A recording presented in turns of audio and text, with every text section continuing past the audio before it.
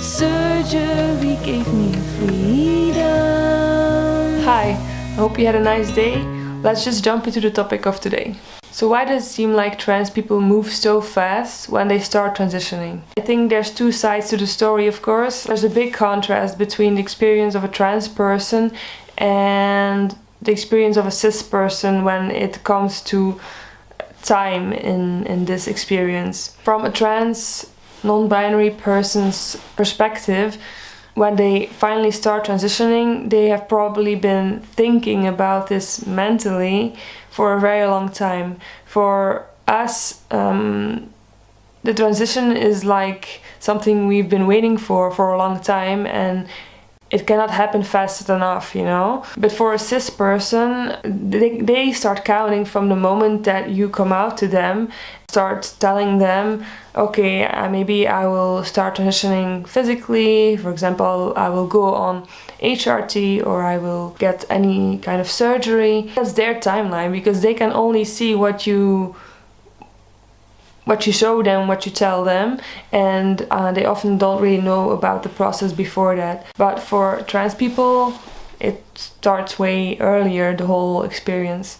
And I think there's a big contrast there. What I often hear and what I've observed in other trans people's experiences on their journey is that family, friends might say that they are mourning them. It's very hard to process how fast it's going, and they can often say things like, well, are you sure about this? Why does this have to happen right now? Why don't you think about it for a little bit more? Because this seems very, well, impulsively decided.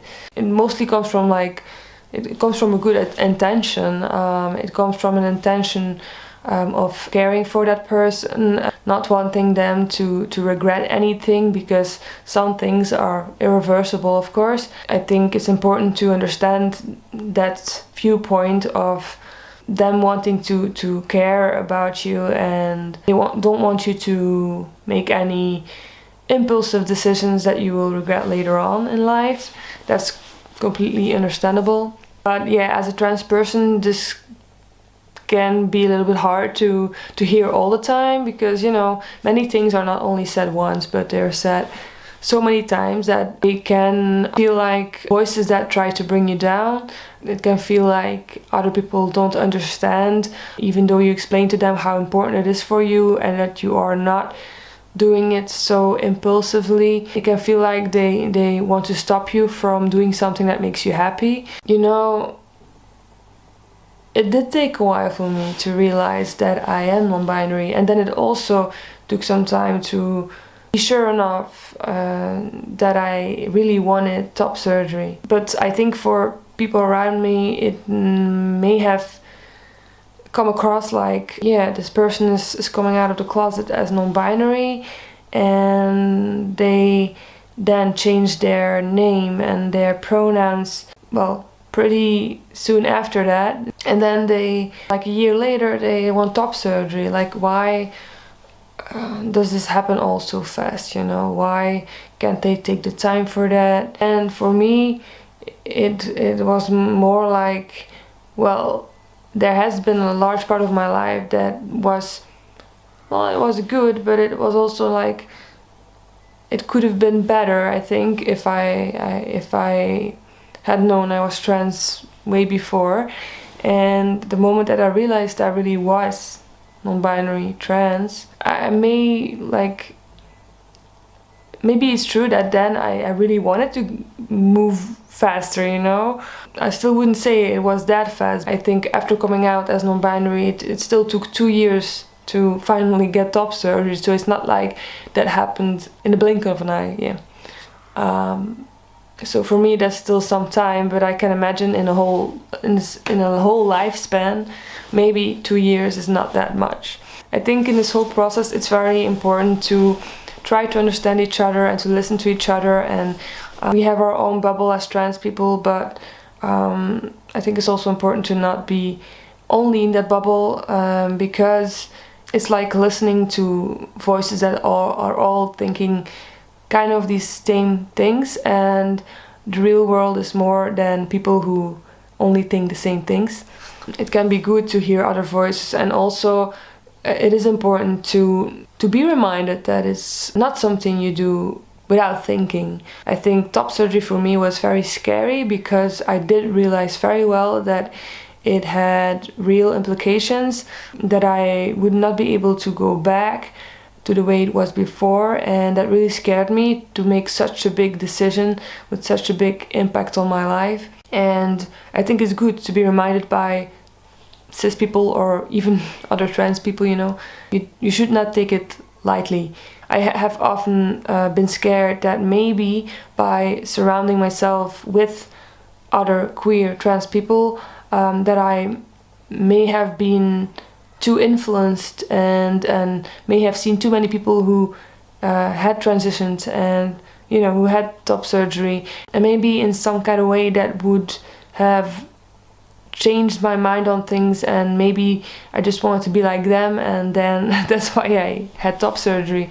I really did think much about that. I was really scared that maybe I was doing things because others were doing that. I really thought about it, I thought it through, and then I realized no, it's not because I see other people having top surgery, because the only thing that does for me is it shows me representation, and it makes me feel like, I needed to see this because this is what I want for myself. If I wouldn't have had those people, then I would have still been miserable about a part of my body. I am very aware of the fact that as a person you are in a society, and society has an influence on you, and I've always wondered, from the moment that I knew that I was non-binary, I've always wondered, do I feel a need to transition physically because society has certain implications for people who have breasts? Do I do this because of trans people around me? It's very important to tell the people around you this, that you don't decide things only on your own. It's something you do with a psychologist, it's something you do with a professional. A surgeon will not do that just because you tell them that you want it. So there are some checkpoints, and it's good to tell yourself that, to remind yourself, I'm not doing this impulsively because I really have a lot of medical assistance here, and they check if it's something that is right for you, but also for the cis people around you. It's a good reminder for them as well, look, my psychologist, they wrote me a letter declaring that I have gender dysphoria, or look, I had a consultation with the surgeon, and the surgeon understands with everything I'm saying that I'm definitely what I'm saying, and that this would be a right step for me.